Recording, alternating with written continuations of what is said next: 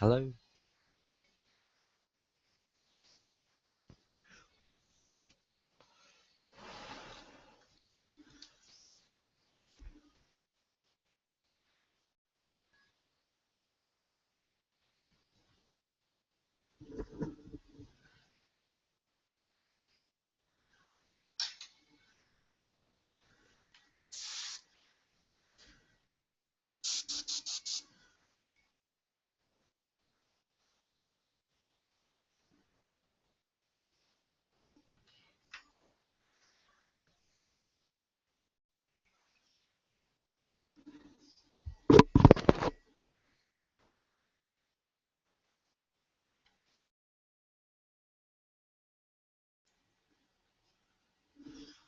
One of the good things about, I suppose, doing some live airbrushing is it does record. So any time you want to see, obviously the start, through to the finish of some of these demos, just wait for the recording to come out if you miss any little bits or anything like that.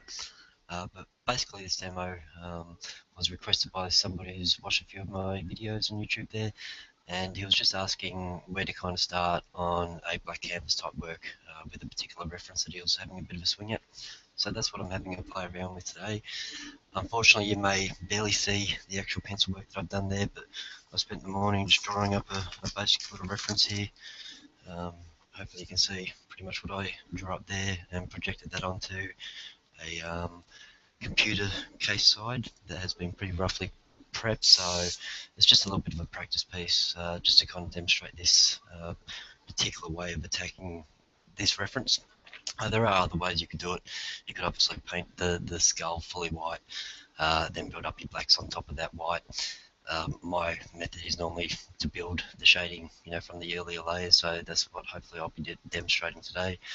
But also you could do this on a white piece and perhaps shade all the black in later, and fill in the background. So I said I'm just going to kick off for a little while. Hopefully somebody will come along and watch soon, but when it's all said and done, as I said, it's been recorded, so it just saves me a lot of time having to worry about editing up these videos. I hope that it comes through reasonably clear. Also hope that the background music that I've got on is certainly not coming through, but I'm just going to start kicking off. I've just got to get my reference up on my computer. I mainly use my computer for references and things like that because I can obviously zoom right in on a reference in particular areas that I want to see what the detail is going on in there. I've just brought up the reference here, so what I'm going to do is pretty much start with the brightest highlights. The reason I start with the brightest highlights is because I want to work out what my 100% intensity is of the white that I'm going to be using. You can probably hopefully see there. I better just make sure I can see the camera. I've only put a very small amount of white in the bottom of my actual cup. It's just pure white straight out of the actual paint bottle. But what I'm going to do now is fill that up with a little bit of water, and I want about a 15:1 reduction. You can actually go higher with your reductions if you want to. 20:1 is not a problem. White's quite a heavy pigment, so you're still going to get quite a nice effect with it. But what we really want to do is just be able to control our white and build it slowly. And if we went with something that was near pure white, we would have a lot of problem doing that because you'll be laying down a lot of that pigment quite early on. What did I just do with the lid? There it is.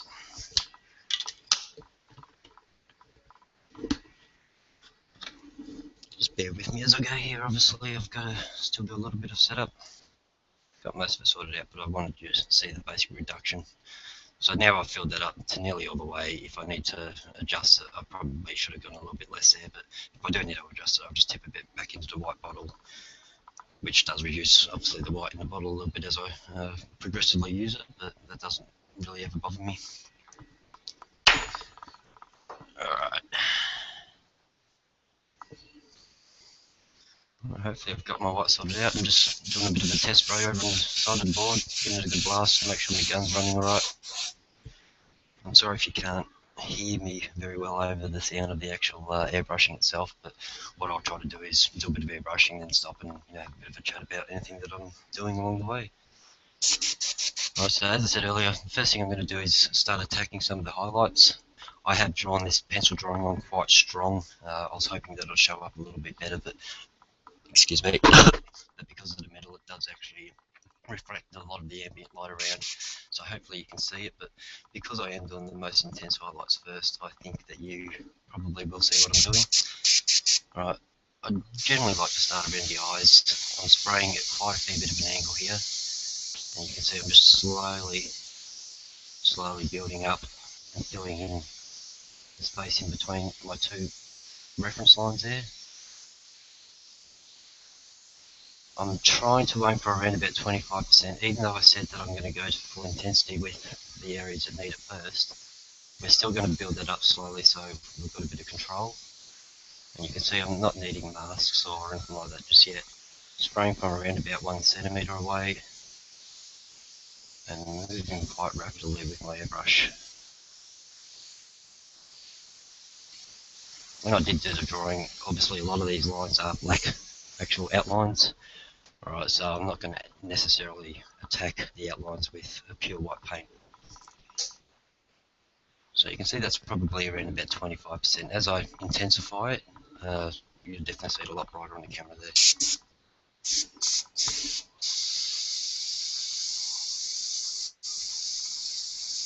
So again, the only areas I'm painting at the moment is these bright, intense white highlights. That would be almost pure white by the time I'm finished.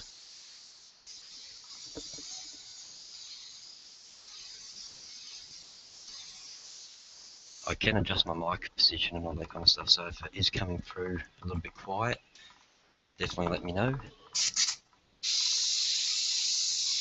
I have got the recording volume all the way up, so hopefully it's picking it up alright. So again, just filling in the two spaces in between my two little white reference lines here. I'm happy to send anybody a little sketch up that I made. It's a very basic one. When it's all said and done, if you want to basically do really high detailed pieces, the more detailed your actually references prior to projection is normally a good idea, because it gives you a really good map of what you're actually doing. This one's basically just using really basic guidelines, and as I go I'll use the actual reference as a bit of a guide to detail. So you can see I haven't obviously done the bottom jaw here, but what I've done here is basically just taken these two little areas here to around about 25, maybe even close to 50% intensity of that white. It's going to get a lot brighter yet. I will be rotating the piece around a fair bit. I basically do that because it's a little bit easier when you can. But if you are doing like an automotive type airbrushing, you can't exactly do that, so you've got to get used to painting in different positions. Again, I'm around about 1 centimetre away, just light little pulls, just starting to build some of this shading up. Right, the same on the other side for that intense white that's going through that area there. All I've done is made myself like little islands of reference points, so I know what needs to be filled in, and then later on I can do all the blending and all the black work to reshape and redefine it, blend it in a bit better. So I'm not really following my lines perfectly. I'm just putting them in because these are becoming my reference points, so I don't get lost in the actual painting. That's why I do all the most intense areas first. And another good reason for doing the most intense areas first is your overspray starts hitting some of the darker areas, or what's going to be darker areas naturally. And if you're doing an erasing style or something like that, you can actually erase into that overspray and get some quite nice effects.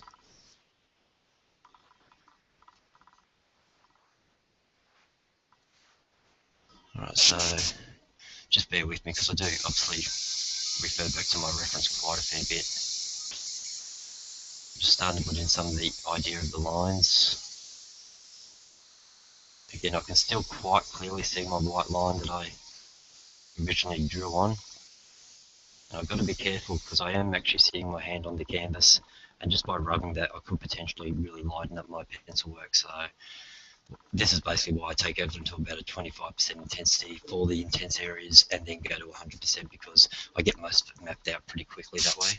That's what I'm really trying hard not to spend too much time on this kind of idea, just to represent or show some of the basics of it. you're doing something a lot more detailed, obviously you'll want to spend a lot more time.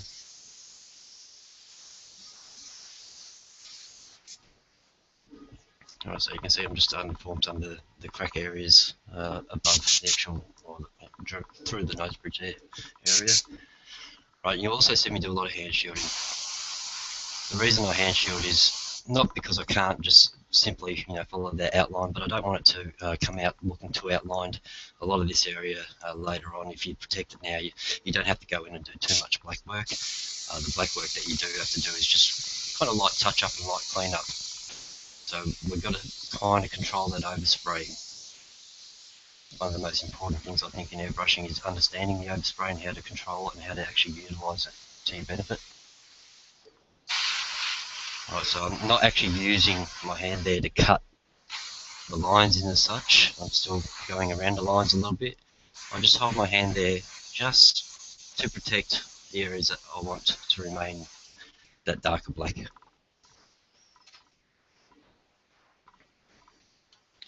We'll have to every now and then just check back in, because I've actually got the reference mainly up on my computer. I can't see a lot of actually what's going on the actual video, so again, every now and then I'll stop just to have a bit of a look at that. One thing you'll see me do a lot is what's basically called stippling. I don't know if I've got a bit of black paper to actually demonstrate that on, but what I'm doing is basically a random little movement. I'm just literally shaking the airbrush, right? I'm just pulsing the actual trigger, and when I do that, what you're creating is lots of little dots. It's not quite a figure eight method. The figure eight method brings out high levels of detail in comparison to this. This is your soft detail that you can build up in your earlier layers, and you can use it to shape and guide and create little mapped out areas of highlights and things like that. The beauty of it mainly is you can really kind of control your build up. So at the moment I'm still sticking to about that 25%, and again only painting the areas in the reference that I see is quite a bright white. Most of those areas in the reference will be through the centre of the actual skull. Right, so again, just referring to my reference here, you can see I'm just lightly mapping things out to begin with if I'm not 100% sure of what I'm doing in that particular area, or if my actual reference lines aren't too clear. Right, and this obviously in the centre area, the skull on the forehead there is quite predominantly white, so I'm just going to loosely put a little bit of shading, but I'm not actually cutting it into the line yet. Again, just lightly mapping it out, so I know that this area is going to be like a pure white, or nearly a pure white, I would say, by the end of this little basic layer. Spraying from around about 3 to 5 centimeters away. Again, I'm not worried about getting a nice flat tone in there. If anything, I want a little bit of randomness. So even now, just doing a little bit of stippling from a bit of a distance. And again, only concentrating on the actual center area of this skull that's going to be quite white. It's going to go much whiter yet than what you can see on the camera. I'll see if I can adjust my contrast a little bit.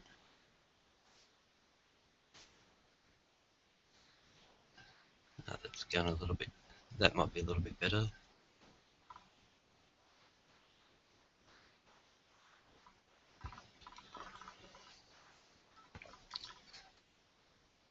Zoom in a little bit as well. Again, if you want me to reposition the camera because you're not quite seeing something clearly, just let me know.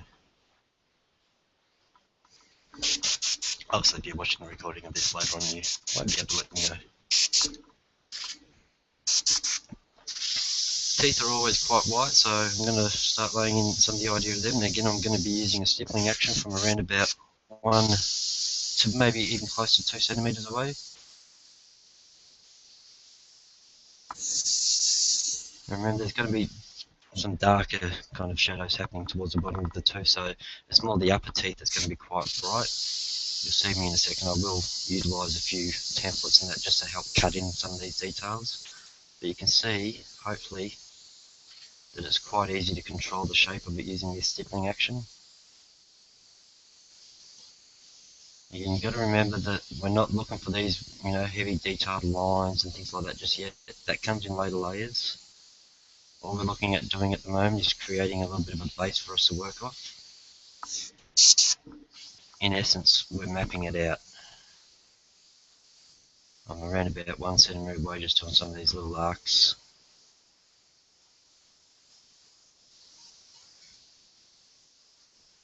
So you can see I'm using quite a random action there. Riding up a little bit towards the top of the tooth. Alright, now I'll just utilise my little shield here, find the right shape. Just to help highlight the top area there. Spraying from around about 3 centimetres to 4 centimetres away now. I'm just kind of filling in the centre area of this actual template. I'm not going right down the sides here because that will create a bit more of an oval shape going on in the teeth there, which we don't want. So I'm only just using the very top section of that oval template. And again, I can even stipple against that to help control my shading a little bit. But again, don't overdo it. All we're looking at the moment is just starting to create the basic shapes.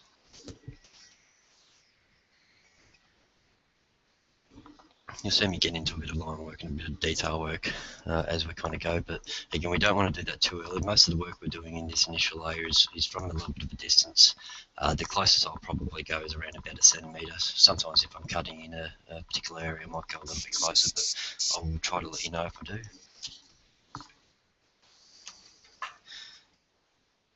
So again, now I can use maybe this edge of the actual stencil just to outline that too, because it has got a bit of a curved shape. So again, stopping it before I get to the point where it doesn't quite match my reference underneath, and then I'll just move it across a little bit and do it on the other side as well. So as you can see, I'm starting to create these nice rounded top edges to these teeth. And you've got to remember, as the teeth are quite symmetrical, the centre two are using the same shape. Then I might have gone down a little bit in size on the next tooth, sorry. So I will just have to make sure I use the same one for that side. I'm starting to run out of air here, so my pressure's going down to around about 20-25 psi, I'd say, to guess. Again, to begin with, I can get away with using very little pressure. Alright, so there's the front four kind of teeth done. Just going to introduce a little bit of light dusting towards the bottom here because I still want to see that black of the canvas. This is what it's all about, this video. It's not losing the black underneath and having to rework too much black into it later. It's just a bit of a, I don't know, maybe a time saving type thing that I'd like to do. I'm going to have to get to the point in a second of starting my compressor, so I will try to mute my sound and hopefully it won't annoy you. Where's my sound thing?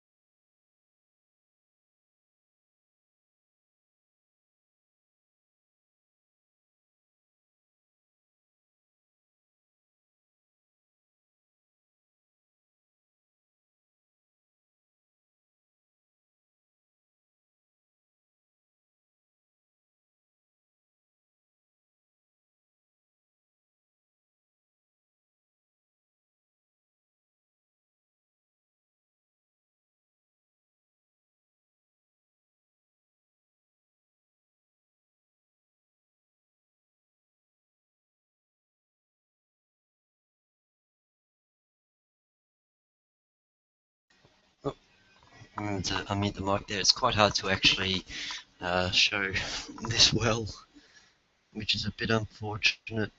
It's coming through quite ghosty, but later on, as I said, you'll see a bit better detail. And obviously, in a few spots on the website, things like that, I'll try to add some still shots of it, so you can kind of get to see a bit more of the true shape of it.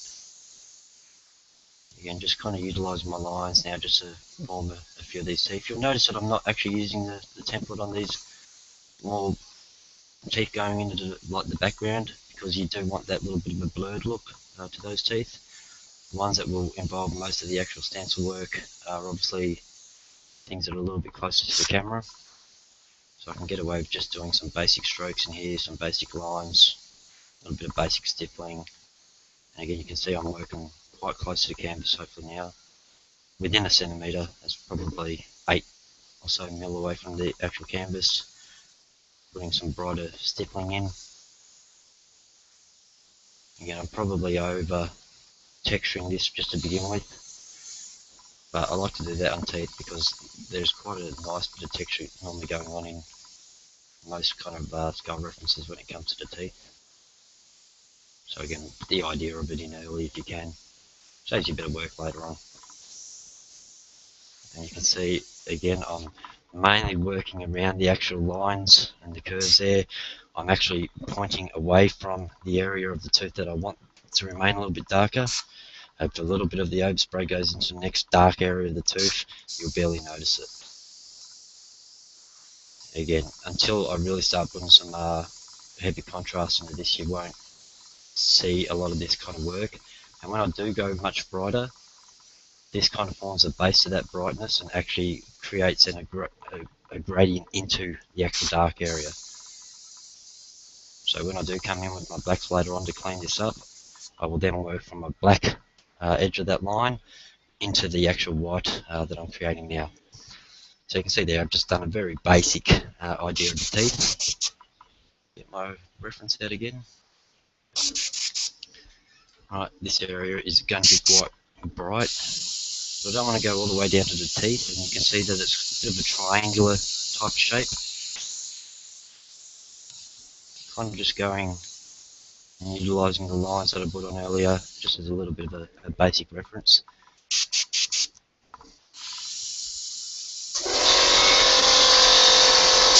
Sorry about that, forgot to turn my compressor off.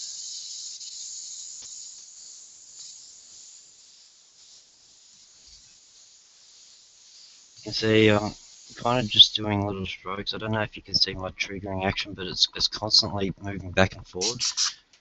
Sometimes they're little lines, sometimes they're little basic lifting lines, or some people would call them dagger strokes, where I'm starting close and just lifting away a little bit with the actual airbrush, because what I want to do is create a bright point, obviously, that then gets a little bit lighter.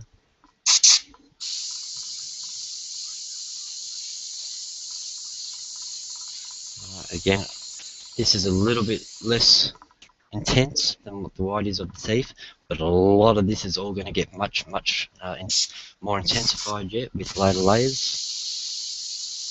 But again, as you can see, I'm still leaving quite a fair bit of black in and around some of these features, because there are obviously black areas in the artwork that need to come through a little bit later on.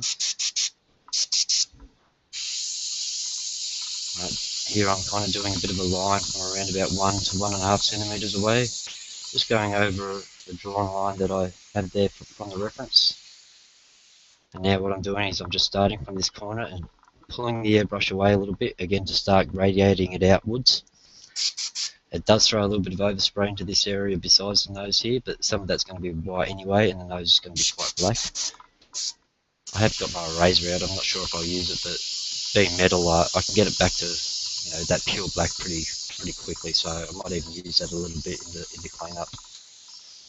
I might have my lunch arriving in a second, so might not get quite as much as I wanted done for this first part.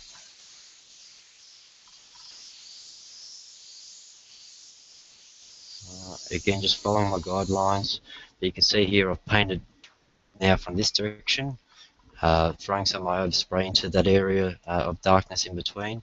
And when I was doing this line, I was throwing the overspray again into this area of darkness in between. So effectively what you get is a brighter spot, and that darker shade in between. Same kind of thing going on the other side. A lot of the shapes involved in this lower part of the structure of the teeth, and that are mainly triangles, triangular shapes. Although there are some circles of darker shading in that later. Right, spraying from around about 2 centimeters away. Again, not really caring too much about my actual line work, mainly trying to fill in little islands of white that I've left myself there. But the overspray can go and do whatever it wants into some of these darker areas, because we will clean that up later with some black. This area underneath the jawline there is going to be quite dark, so I'm just going to shield that off for the time being, using my finger as a basic shield. Yep, that's definitely my lunch arrived. I'll just finish off these two little side bits, hopefully. Spraying from around about 4 to 5 centimeters away. And again, what you can see, if you angle your airbrush, right, you get, using this hand shield, quite a tight line, although you do get a little bit of underspray, which you may or may not be able to see there. Right, but what we get is this tight line, and with the angle, it actually starts throwing your overspray up into higher areas, so it creates a natural gradient. And obviously, with a lot of this kind of work, it's really all about getting your nice blends and gradients. So if you're unsure of gradients, that's a pretty good place to start practicing. Understand what the angle does to your airbrush, and how you can really kind of utilize a very basic stroke with a lot of angle to actually create that whole effect for you all in one hit. There's a little area of white here, which again I'm going to use a little bit of stippling, so I'm going to get this 25% layer done, then I'll go have my lunch. I might take 15 or 20 minutes to do that, and then I'll come back and start working in a little bit more of the detail. So again, just using a stippling action from around about 1 centimeter away.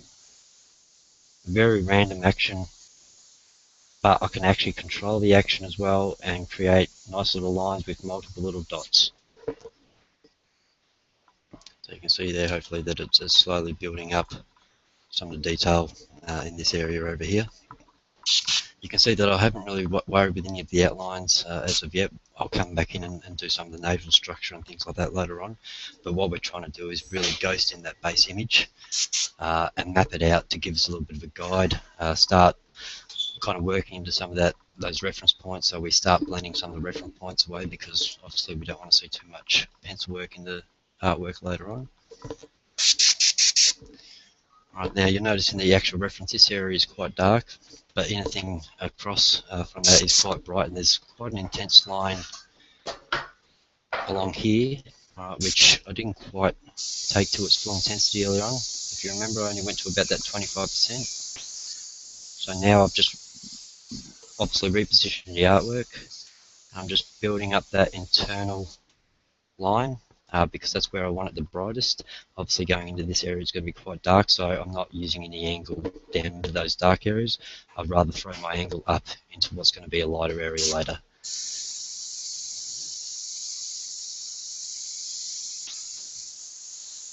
Again, I don't want to quite take it to the full 100% intensity yet. Again, it's just a slow build up, and you can see how much I'm working a line here, because we did start with about that 15:1 reduction there. You find that you have to really kind of work the line in a fair bit. Now this area is a little bit darker, and there's a dark line kind of right next to this ridge, so I move away a little bit. I'm just going to follow that same kind of curved shape, but I'm not going to do it right up to the line that I just created. I'm leaving just a little bit of blackness coming in between. Hopefully you can see what I'm talking about there. And if you have a look at some of these lines on the forehead, some of them are a little bit more intense. So again, now we're probably building from about a 25% intensity, which is what we're just doing, going over a bit of a feature there and building up a line, but we're not quite to that intensity yet with it.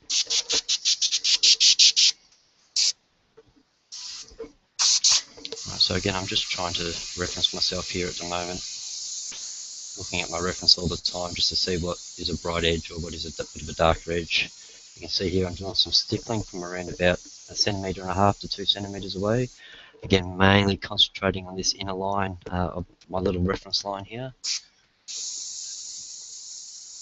Brightening up that edge, having a little bit of angle going up into an area that's going to be a little bit wider later anyway.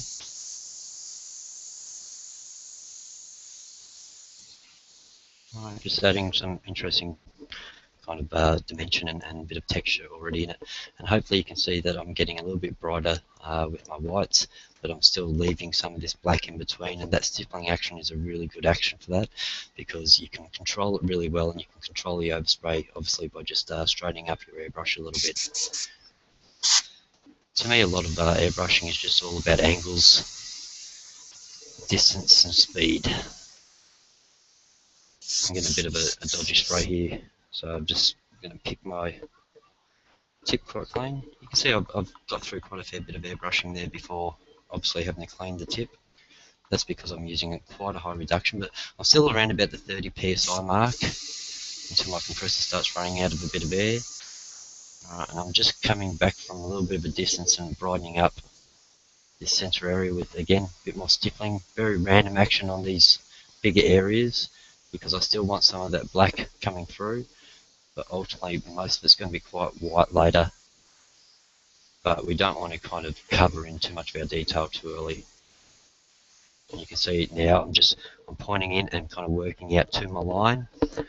So what I can do now is flip the painting upside down here, and I'm just going to lightly cut this line in. You can see again I'm using my hand only because I'm straightening out my airbrush and I don't want too much overspray coming down into this area here.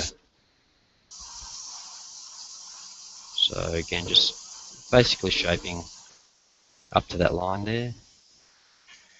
Use a bit of angle, and don't be afraid to throw some dust over those earlier black areas that we stippled and let still come through. Throwing that little bit of dust over the whole lot, you can see it's just blended the two areas kind of in together. Later on we can use a little bit of an eraser and actually clean up. What I will do, there's a tiny little bit of underspray from where my finger allowed a little bit of paint to come through, so while I'm here I can, if I want to, just give that a quick clean up. It's probably a little bit harsh, that eraser. So just using a little light eraser here, just a standard soft eraser. And again, it's just a very basic clean that I'm doing there. We're going to redefine and tighten up all these lines later anyway with templates, so I'm not really too worried at the moment about a little bit of underspray. But one thing we don't want is a lot of overspray going up into these areas, so we don't want that kind of angle going on when you're trying to build up one of those lines. If you're going to do it in the position that it's in, that's the type of angle that we'd actually want. So sorry if you can't quite see the airbrush there with what I was saying there, so I'll just back off on the camera a little bit so hopefully you can see it from a bit more of a distance. Unfortunately, everything's reversed on my actual setup here, so I'm seeing a reverse to what you guys are, so sorry if I have to adjust it in other ways. And I'll just come up a little bit in the camera so we can see what's going on up the top there. Right, so you can see at the moment we're just doing a very basic light build. We've still got black coming through in some areas here. We've still got quite heavy areas of black where a lot more detail needs to kind of occur, a lot more blending needs to occur. I'm not going to go too crazy with the blending just yet, but up in those dark areas that are going to be quite dark later, I can just put a little bit of light stippling in now. Again, this is kind of going up to around about a 50% intensity because of the overspray that I'll let come through. This area here, now that I'm just kind of putting it back into an area that was quite dark, just comes up to around about a 25% intensity. understanding intensity pretty much is airbrushing. So if you're not 100% sure what I'm talking about when it comes to intensity and things like that, maybe go and have a look at some of the, some basic videos on intensities and how to control intensities. Again, I control intensity by reducing a lot. I then a light spray will create that 25% intensity, and if I keep working the area, obviously it's going to get more intense with the actual light and give me a gradual build up instead of that immediate build up. So if I was using a lighter reduction, you'll find that this would be coming out a lot heavier, which is fine. You can shortcut this process even more, but as this has kind of been demonstrated for hopefully some beginners, what you want to do is obviously start off as light as you can, because that then gives you ability to correct any mistakes or any areas of issue that you might have. I'll adjust the brightness here a little bit, see if I can get it down to something a little bit more of what it looks like.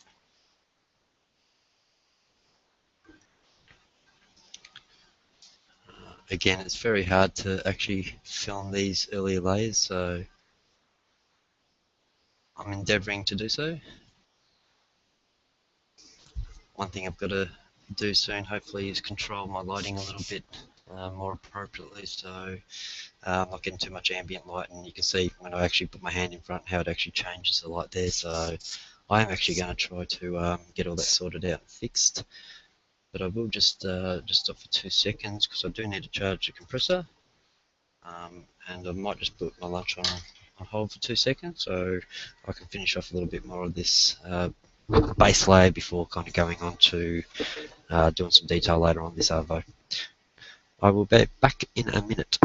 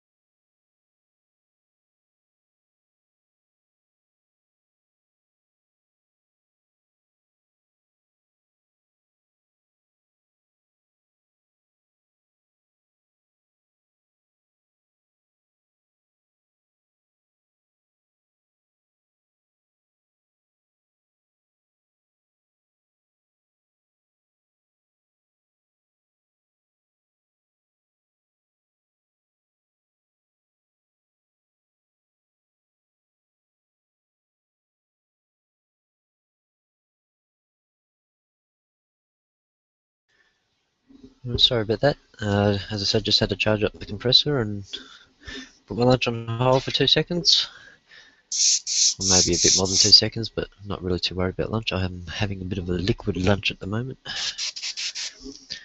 Alright, so you can see I'm starting to create the basic shape of the skull.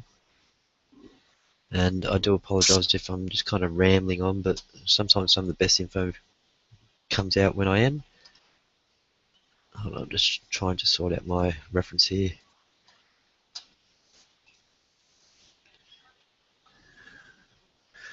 My reference disappeared. Found it again.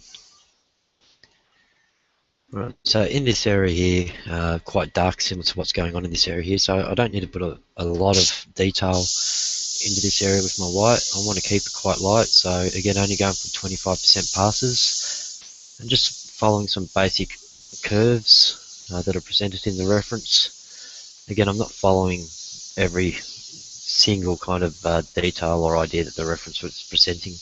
I've done a few skulls now, so I tend to go on the fly a little bit with some of it.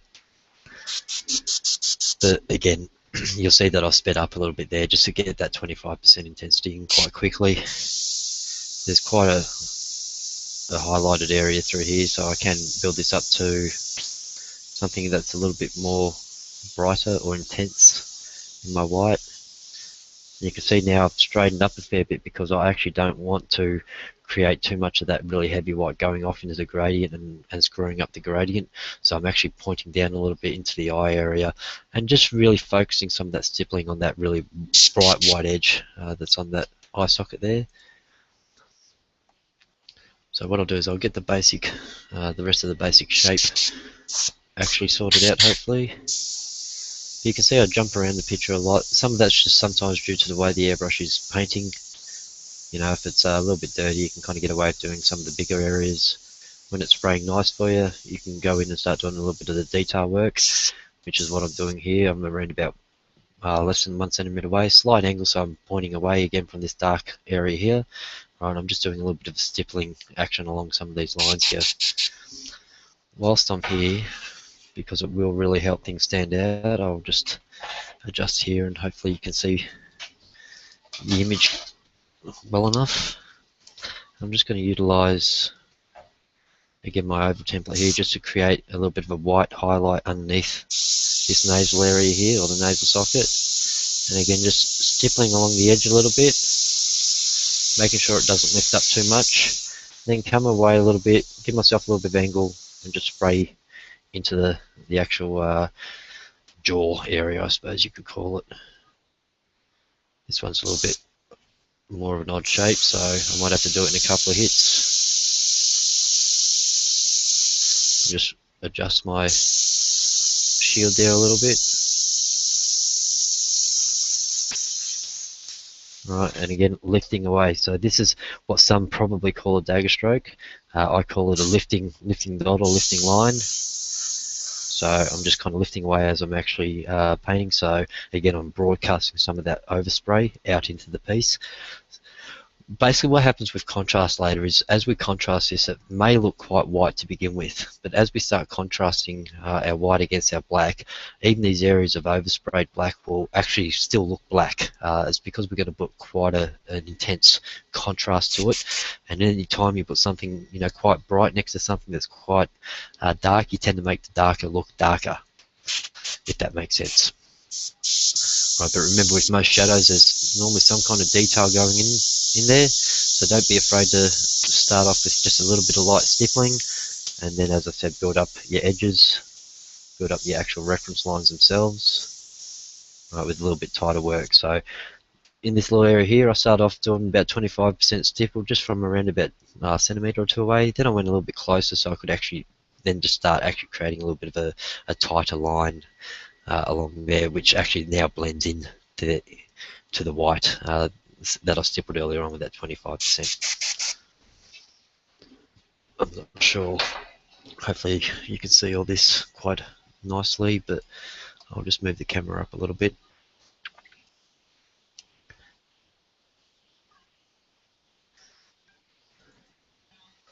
Oh, it won't let me move it up. Silly camera.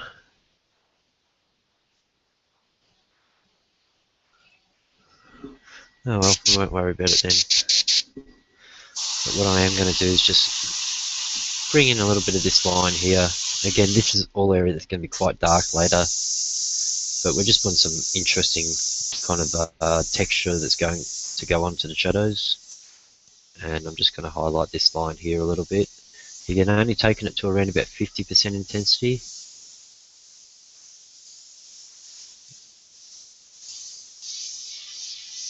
And as you can see, I finished by just doing a few little lifting away strokes, and that helps blend it out. Again, these edges are all going to be quite dark later. I'm thinking about putting some fire or something in the background on this piece just for a bit of fun later, but at the moment what I want to do is create a bit of a white line, but it is going to actually be a dark or black line later on. So again, I don't want to go too heavy with my white. I'm just basically giving myself a little bit of contrast between the background and the foreground. So you can just start seeing the actual basic shape of it coming out. I'll do the same on the other side. Again, you can see I've straightened up my airbrush because I don't want to be throwing too much of that overspray up into this area. It is going to be quite dark. And I'm spraying from around about 4 to 5 centimeters away. So even though I'm not angling it, I don't mind a little bit of overspray going up. And as you can see, it's probably gone up about half of the actual distance here. So again, that's all I really need to do for that. 25%, and again, we're up to about that 50, maybe even close to 75% there. All I'm doing, as I said, is giving myself a little bit of a contrasting aspect between foreground and background, which again is all part of this mapping out process. Every now and then, one thing I try not to do is, you see you've got quite a line here. Don't just do a big line. If you want to represent something like that, start doing a little bit of shading from the top corner down onto that line a little bit, and then from the bottom corner up the line a little bit, but don't actually join the two of them together. Use that earlier work that we did with the hand shielding, and what we've done is we've basically created a bit of an edge, but it's not a definite line that really stands out. I don't like putting too many lines and things like that into a picture because it can obviously start going quite cartoony if you do. There's a bit of a balance between outlining and actually doing realism. A lot of realism, relies on that heavy contrast and, heavy shielding and things like that. But if you look to the skull in real life, you'll see a lot more soft blended lines rather than very high detailed edges and things like that. So again, maybe going a little bit away from the reference in that sense because it is a little bit of a cartoony reference, but we'll kind of work a little bit of both elements into the picture, a little bit of hopefully realism and a little bit more interpretation. So again, just you can see I've got little islands drawn into the eye here, but because this is all going to be quite shaded and in shadow that's going to be then worked into this white, I'm not really putting a lot there. It's just right in the center of my island. I'm putting a little bit of color, which I'll then get a black in later and actually work back into that. So you'll have like a little high area of highlight, and then you'll have your low lights going back into the shadow work. Same on this side. I didn't do a lot of guidelines here on my reference, so I'm just winging it a little bit. And again, just follow the idea of the curves presented in the reference. Just putting it down loosely from around about 2 centimeters away and to, as I said, about 25% intensity. You can see hopefully throughout the process that I've been doing so far on this little picture is that I'm building with 25%, I'm mapping the area of white out, and then I'm building more intense highlights into that 25%. Later on that will get built up and built up and built up until we've got 100%, and these earlier 25% intensity areas might end up around the 50% mark. It all depends on obviously what your reference needs. And again, because I don't want to lose lines that are probably going to be black later anyway, I'm just putting a little bit of a white painted area into it, which again I can then hit with the darker paints later and really work some texture into what is essentially going to be quite in shadow. But one thing I do notice a lot is A lot of people, they tend to just spray black for the shadows. You really want to work your shadows in exactly opposite to what we're doing now. Right, so we're doing our quite intense, or 25% areas in our intense areas of the actual reference. Then we're building up the edge of that, and then I'll get even tighter later still and build up more the line of that. So we're creating a natural progression into the highlight. And then in the low lights or the shadows, it's the same thing. We're going to start off with really dark areas, then we're going to get nice 25 and 50% intensities going back into that white. So what you do is you're creating a nice blend between your black and your whites. Just seeing what else here needs a little bit of white to go down. There's a bit of a detail area going through here. And again, you can see I can just map this in quite easily with just some stippling. So you won't see a lot of the effect of what I'm doing here probably on this video, even though it's been filmed at a reasonably high res. Obviously it does rely on my connection speed a little bit. Right, and hopefully I'm not kind of moving too fast, so you're not kind of seeing what's going on there.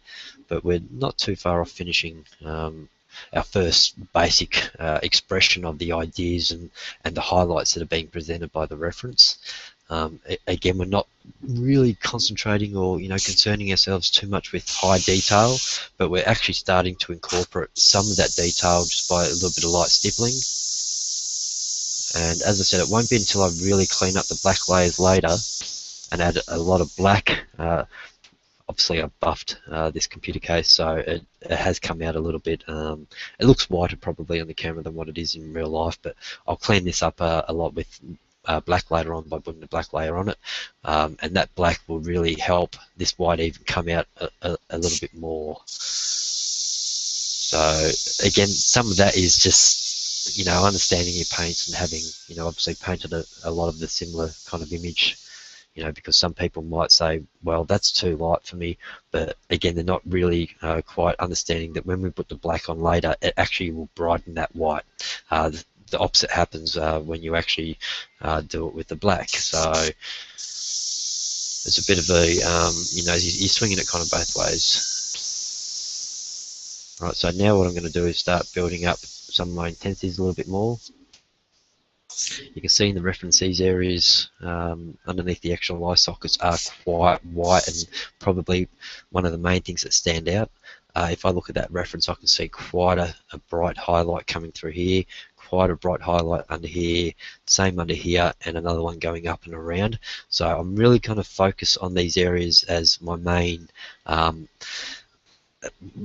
understanding, should I say, of how white this is actually going to go. So if I kind of only contain my 100% intensity in these areas, I can then match and balance the lighter shades to it.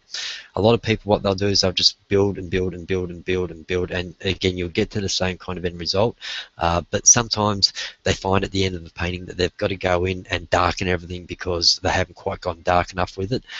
When I'm even doing something like this in black, I would actually put my really strong blacks in first, and that way it gives me a bit of an idea and an understanding of what my 100% intensity is, and then I can adjust excuse me, I can adjust the rest of it by actually coming away from the airbrush, from the substrate a little bit, and that will reduce my intensities but continually allow overspray to go on that 100%. So the 100% is always going to be, that really bright, intense area that is your kind of your guide and your reference. So now I'm going to take this probably up to more your 50 to 100%, and again I'm only going to be using a stippling action in here. You can put little lines and things like that in as well, especially in this area here. So what I'm doing is just a tight little line there, then stipple along that bottom edge. And again, have a look at your actual highlight. Is there a bright spot in the center and then it kind of goes to darker on the outsides, which suggests a bit of a round curve? Or is it just like a flat white that you have to put in there? These are all things that you kind of really got to study your reference on, so you understand what you're actually needing. Because if it was a nice curved ridge effect, what I'd be doing is intensifying the white with this stippling action right in the center and trying to avoid touching any of that 25% that I did earlier. on the edges. So what you start creating is a nice rolled effect to this ridge. I might try to adjust my contrast in that later on and see if I can get this kind of showing up a little bit brighter. But again, I'll try to post a few still shots around so you can actually see the true effect of some of the things that the video might not exactly be picking up. Because again, I'm not using $1 million camera here, and I'm certainly not using $1 million studio. Right, so you can see I'm just kind of using some short little line strokes just to tighten up those edges along the actual drawn reference line, because we don't want that curved look going on. Again, mix a little bit of stippling in with that. So you can see I go from a bit of a combination mainly through line work and that dotting stippling action. Right, and now I'm slowly building up the intensity, hopefully of that white, and hopefully you can pick that up on the camera. Same thing on this side. I might just need to pump a little bit more air into my compressor here, because I am probably down to about 10 psi of air available to me at the moment. You can see it's still spraying. A bit more stippling. Most of this stippling is taking place from around about 1 centimeter away. One thing you'll notice if you kind of watch a lot of my videos is a lot of this early stuff isn't tight detail work. It's quite loose. So now I'm just tightening up the bottom edge here of that line a little bit, but allowing still some of that 25% earlier white spray that we did to kind of signify the main areas of white. Still letting a little bit of that to come through, even though in the reference it's actually quite whiter. But again, I'm just going to slowly build it up and see where I end up with it. I'll just mute the microphone for a second and start this compressor up.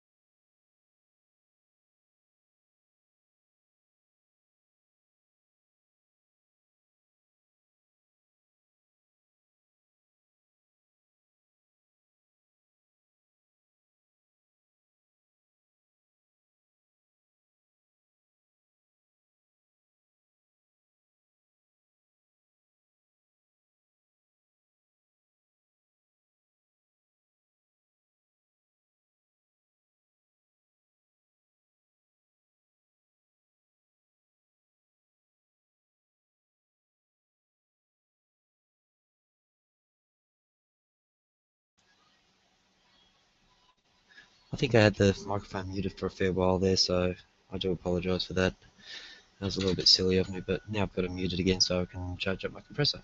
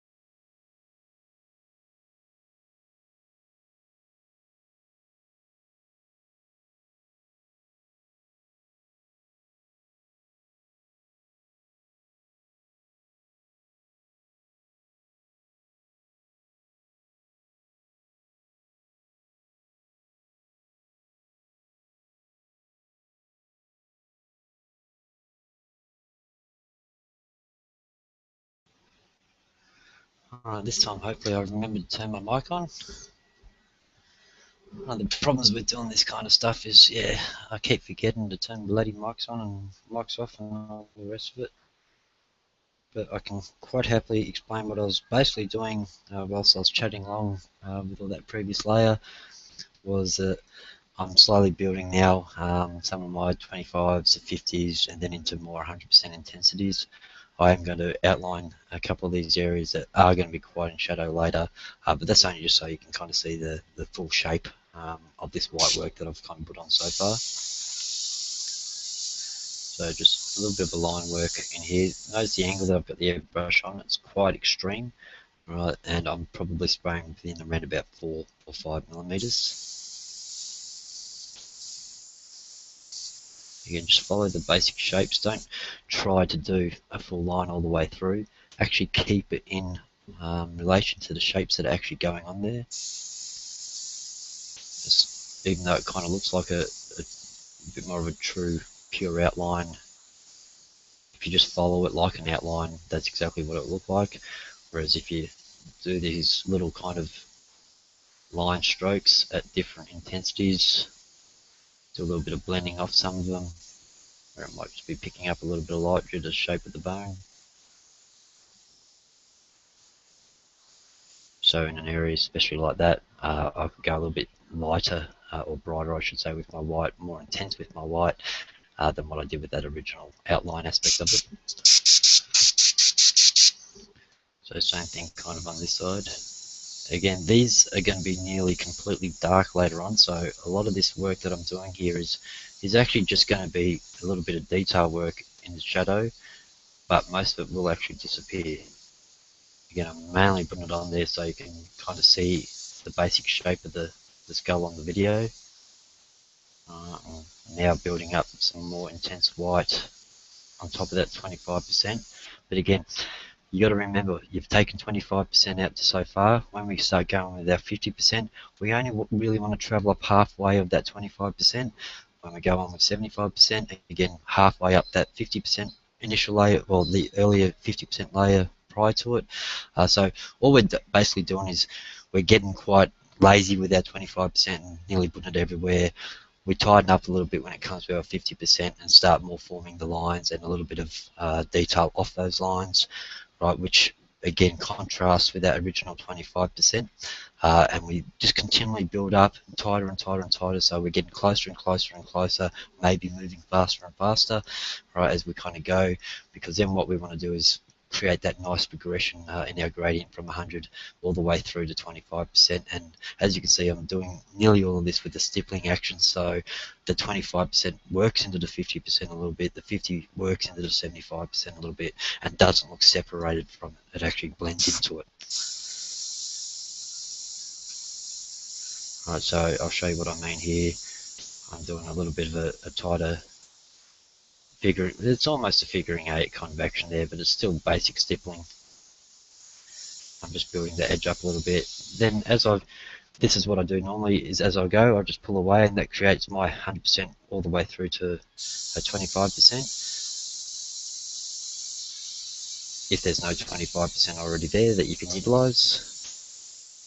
So now I'm just working in and around and brightening up some of that 25% there that's from the earlier layer. Now what I'll do is I'll just fog a little bit of colour over the whole lot, including some of the black. Because all that does is it throws a little bit of overspray and just helps blend some of the separate elements together. I'm just going to do a little bit of a feature line there. Again, we're working within about 1 centimetre of the canvas.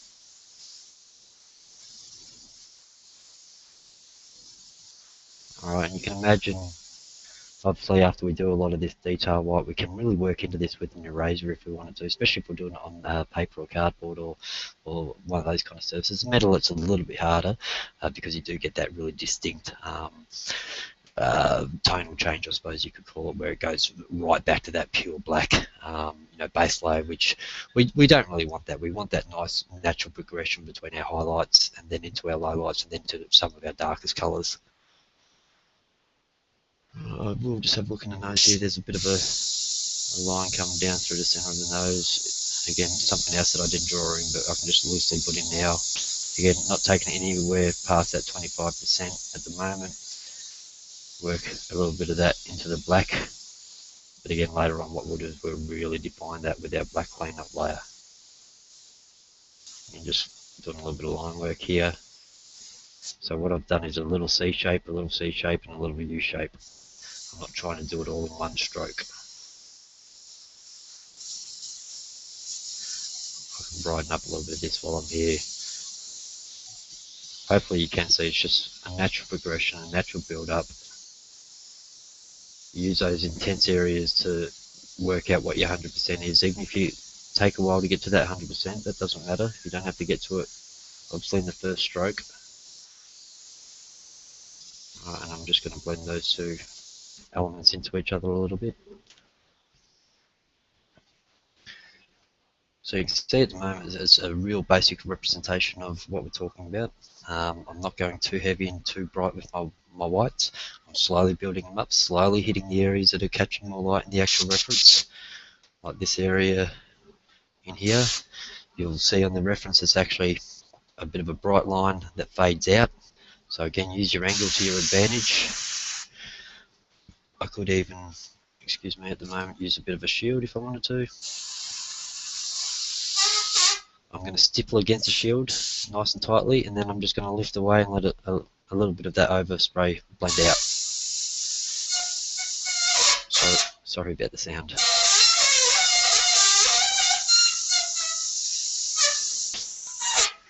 Alright, so I've just created a bit of a line. Now just coming away with the airbrush a little bit, just blend that out. A little bit more stippling in there.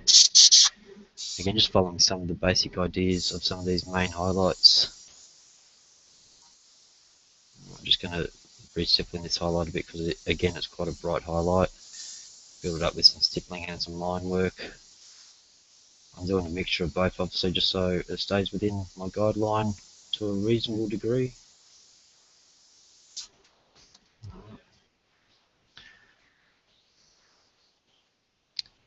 I'm not really far off finishing this first base layer. We do have to come in obviously with a lot more white highlights yet.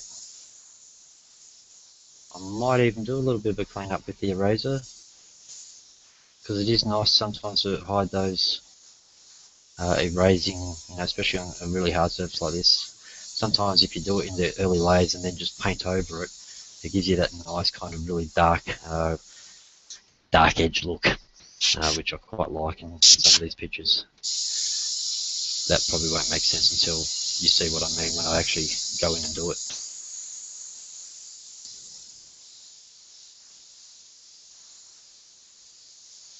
So again, just following some of the guide there. Now I'm just going to put a little bit of overspray around. A little bit more overspray around. It sounds like we've got a visitor, so I will jump off in a minute.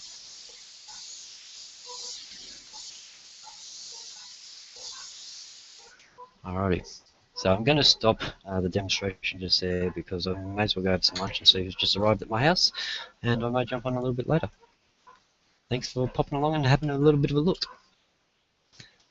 I'll certainly let everybody know if I do pop on.